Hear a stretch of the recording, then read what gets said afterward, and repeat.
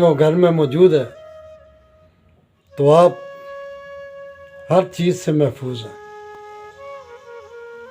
आप अल्लाह का शुक्र अदा करें कि आपको कोई रोकने टोकने वाला आपके घर में मौजूद है। सोचें, ज़रा सोचें।